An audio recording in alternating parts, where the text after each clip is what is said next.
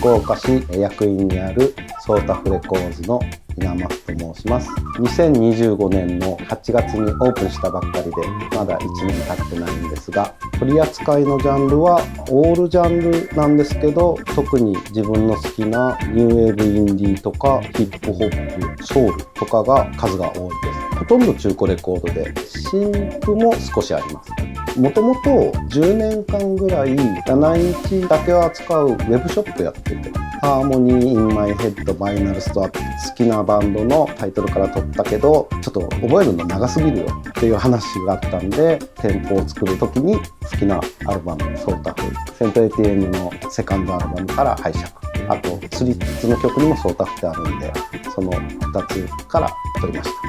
もともと出身は福岡県久留米市っていうところで、サラリーマンで活動拠点はずっと福岡だったんですけど、7インチのウェブを始めてすぐぐらいに大分県に移住になって、大分県で昼はサラリーマン、ウェブショップ副業でやってっていう生活で結構過ぎてたんですけど、50も過ぎてこのままの生活続けるのかどうか戻りたい気持ちもあるっていうことで、どうせ戻るなら店舗をやろうってことで始めました。思い立ってから仕入れを意識して、やっぱ LP がかなり必要だったんで、自分のコレクションにあるものもないものも買い集めて、実際にオープンの時は私物も結構出したって形はあります。福岡の中でも中心が天神、博多もあるんですけど、個人店を出すっていう部分でこの役員っていうところ面白い店が集まっている中でいろいろ探してたんですけど、いい具合にこの雑居ビルの中の一室っていうのが見つかって、外からのイメージと中のイメージがギャップがあるのも面白くてここに決めました。仲のいい後輩がやっているバーだったり、レコード屋もポツンポツンとあったりということで、 DJ カルチャーに近いものもあったりということで、すごく居心地はいいです。やっぱ街が狭いっていうのもあって、同志感がどうしてもあるんで、九州ながらの縦社会みたいなのもあるっちゃあるんですけど、それも年取るとともに仲間って感じで助けてもらったりは大きいです。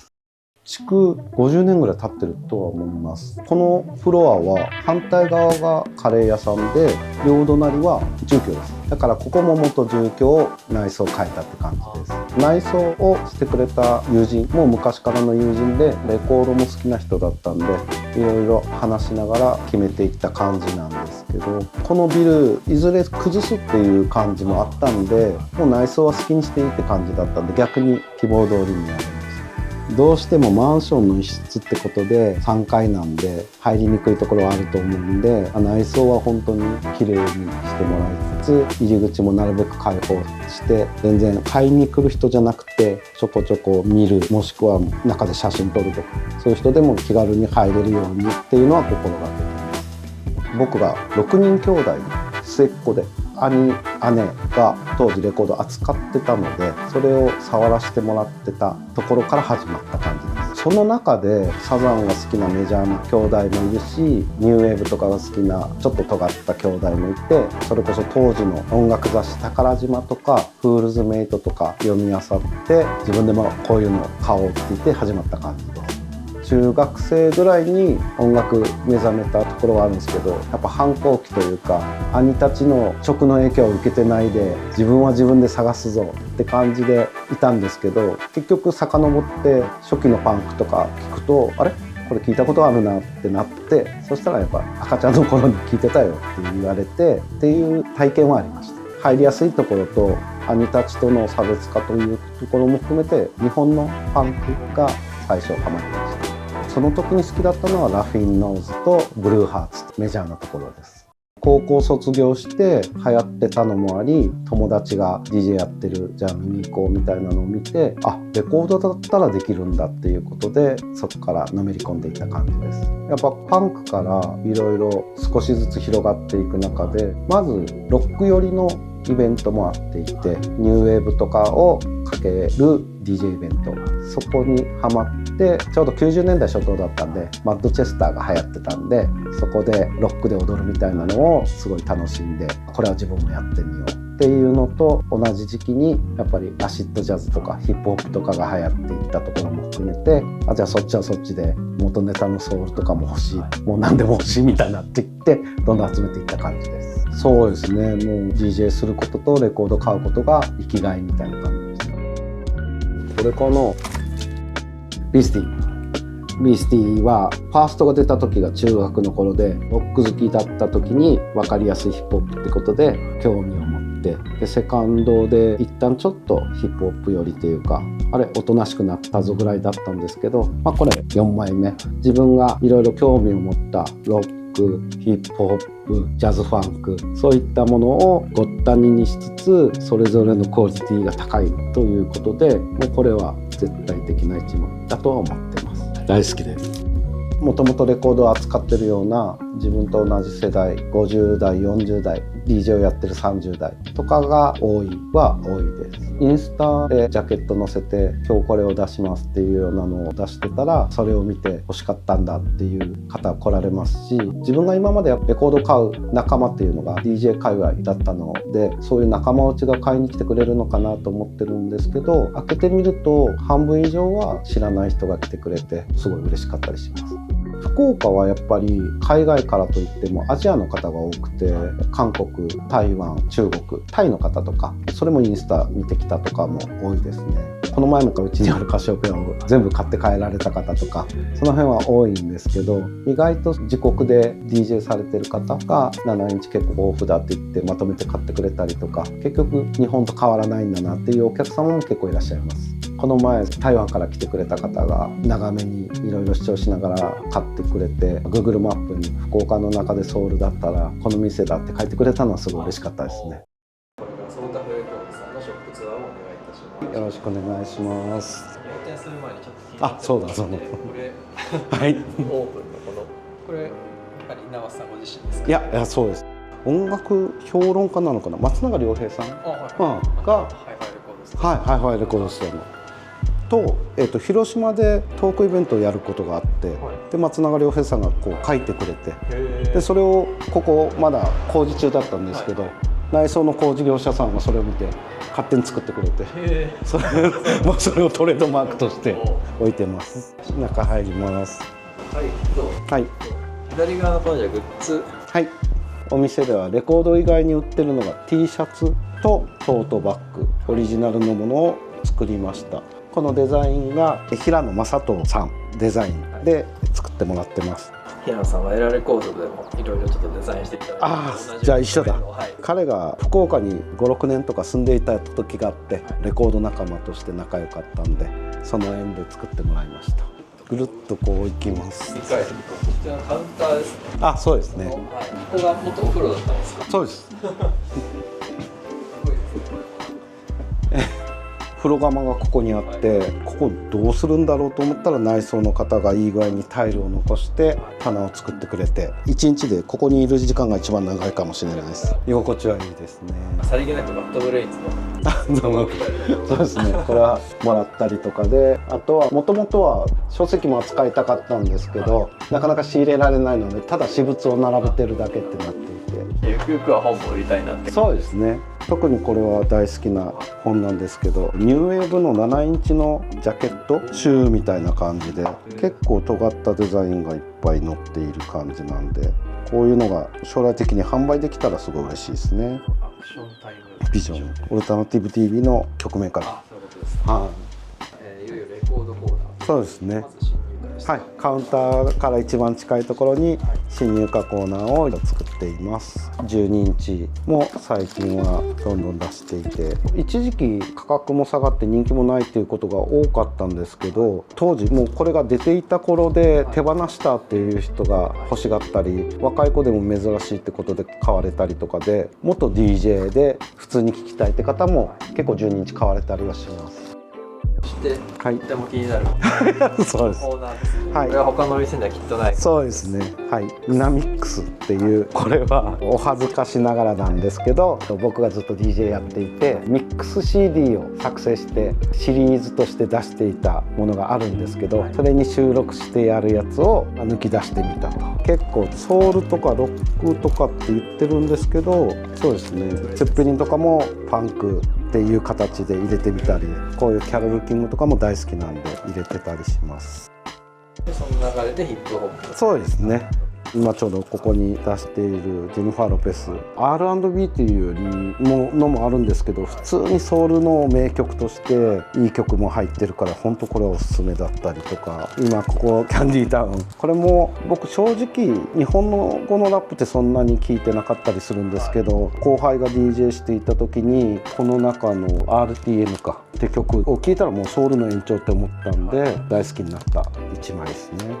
ここはもうメジャーなところでレコード買い始めの人とかにすぐ興味を持ってもらえるものを入れてます。こっちは福岡のソウルシンガーマヒナアップル、もともと昔からクラブでシンガーもやってて、ここではマンティスって福岡のビートメーカーと一緒に去年出したアルバムがすごく最高なんで入れさせてもらってます。店内に飾ってるものとして僕が最初に好きになった海外のアーティストでバズ・コックス、今でも大好きなんですけど、リリース当時の雑誌の広告でストレートな言い回しですけど「Buy Now」、これはもうちょっと飾っておこうということで入れています。クラブコーナー、90年代以降のハウスだったりアシッドジャズだったりっていうのはここに結構まとまっているんですけど、ダフトパンクの名盤、これは誰か好きなところにぜひ行ってほしい。それこそダフトパンク関係でケリスのリミックスでも結構キャッチーなハウスの12インチとかも取り扱ってます。ここからロック系でインディーオルタナってことでマンチェスターシャーラタンズのファースト、これはもう大好きです。ベルセバも当時のものだったり、これは逆にエモの名盤テキサス・イン・ザ・リーズ、少しですけど新譜もあってターンスタイル、最近のバンド少し疎くなってきた自分でも大好きなんでライブも行きました。すごく楽しかったんでまた単独ツアーあったら絶対行きたいバンドですね。あとちょっと年代が変わってニューウェーブですね。買い取りで助かったのがニューオーダーの12インチがすごく入ってきました。大好きなスミスは新譜として扱ってます。あとはラモーンズのちょっと珍しい90年代のペットセメタリーって映画のめちゃめちゃ泣ける名曲があれが入ってますね。クラッシュの日本特別なジャケ版とか、あとなかなか動かないんですけど僕のは大好きなモノクロームセット、この辺はやっぱ人気なんで入れ替わりも激しいんで頑張ってまた仕入れていきたいと思います。僕は昔から視聴をいっぱいしていっぱい欲しいものを探して買うっていうのが自分の流れだったんで、最近のお客様はスマホ内で聞いて完結する方いらっしゃるんで、それはそれでいいんですけどぜひここに載せて実際に扱ってもらいたいです。枚数多かったりしても一言声かけてもらったら、周りのお客様メイクは湧くなかったら全然聞いてください。長期の脇はこうわざとここに一マス開けてあるのはそうですね、こういう状態にできるようにっていうことです。でこっち入れ替わって7インチをはい、そうですね、ここがやっぱ10年以上扱っているところなんで正直一番自信のあるセレクトができるコーナーになってると思います。であと7インチに関してなんですけど、ギャラクシーサウンドっていうところがリエディットの7インチのシリーズをいっぱい出していて、基本的にヒップホップのネタだったり、これは阿川靖子のインストだったりって DJ フレンドリーなものを直接やり取りして新譜だけどもうレーベルから直接仕入れてます。通販とかで日本全国から買われているんで売りの一つと思います。で一生懸命探した中でこれとかは本当イタリアのマイナーなんですけど、ちょっとバリアリックな形でエレクトロのアイロボッ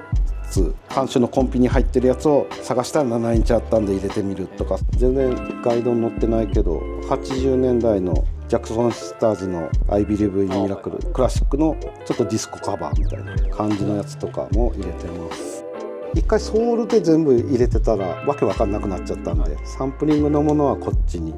でさっき紹介したキャンディータウンの元ネタだったり、新しい曲聴いても元ネタなんだろう、7インチあるかなっていうのが染みついているんで、 DJ サンプリングとか言ってるんですけど、定番のモータウンものも大好きなんでコーナーを作っています。やっぱソウルの基本というかなので、マーシーマーシーミーとか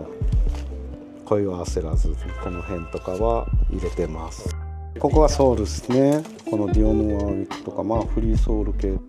名盤を揃えがちなんですけど、やっぱり買い取りとかでこういうノーザンソウルのコンピとか入ってくるとすごく嬉しいというか、いろんなものがこれで聴けるんで、だからオリジナル版にこだわらず聴いて楽しいものだったり勉強になるものが増えていったらいいなと思ってます。そうですね、これとかソウル入れていいか分からなかったけど、スタッツネタとかですね。スタッツパンピーのネタですね。で今ここに出してないんですけど、ジャズの買い取りが100枚以上入ったんで、今から充実すると思います。ここでもビラネタとかも置いてます。個人的に嬉しいのはこのブラジルの表記をちゃんと S にしてZ じゃなくて、アストラッドだったりフロラプリムだったりって定番は、そうですね、これいいですよね。アルゼンチン版ですけど、ローラニーロ、でローラニーロのこれ確か日本限定とかでしちゃった。意外と充実してます。そうだ、これでこれもう大好きなんですけど、配信にないんですよね。だからぜひレコードで買って聴いてほしい。珍しく推薦曲が4曲以上あるっていう、めちゃめちゃいいんで。あとはちょっとキャロル・キング、今までアーティストコーナーなかったんですけど、大好きなキャロル・キングはなるべく揃えたいと。つづれ折りとか重要版が今切れてるんですけど、そこは常にストックしておきたいと思ってます。上にこのぶら下がってるスピーカーが非常にひょうたんのスピーカーで、昔からの友人でレコードショップ店員でもあった辰石君っていう方がいらっしゃるんですけど、その方が今糸島でひょうたんの農家をやっていて、自分で取ったひょうたんをスピーカーにしている。本物のひょうたん。そうなんですよ。音の抜けもすごくいいんで、多分中の空洞がちょうどいい具合だったりとかあるんでしょうね。市販もされてるような。ですね、ネットでも売ってますし、このひょうたん型のすごく穴を開けて中から光がきれいに出ているランプとかも出してるんで、チェックしてほしいです。レコードが好きなものを探して仕入れとして見つかった時、もしくはお客様が買い取りで持ってきてくれてすごい素敵なレコードがあった時にまずときめいて、それを商品化してこれ欲しかったんだだったり、無言だったりしても買ってもらって喜んでもらえる時に、ここ作ってよかったなって思います。レコード屋さん外からしか見てなくて、いろんなことを一人でやるには限界があるっていうのを日々感じているんですけど、買う方は簡単だけど、やっぱりどこで売れてすぐ売れる、ずっと残るとかいうのの値付けだったり、もちろん汚れていたレコードを一つの商品にするためのきれいにするとかも地味な作業とかがやっぱ見えないところで、あれもしなきゃこれもしなきゃって毎日なってます。その中で自分のやれることのいっぱいでいい状況を作れていければと思ってます。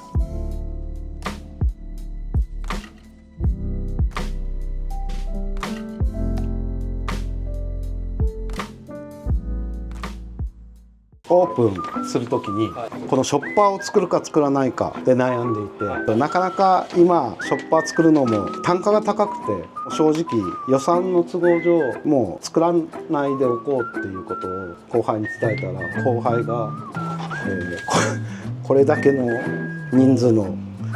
集めてくれて皆さんからの融資で作ることができましたってことで。じゃあこの場を借りて。そうですね、おかげさまでお店やれてますのでありがとうございます。そうですね、これも平野正人さんのデザインでやっております。とここにアイムタリユース。さすがシャレが効いております。ありがとうございました。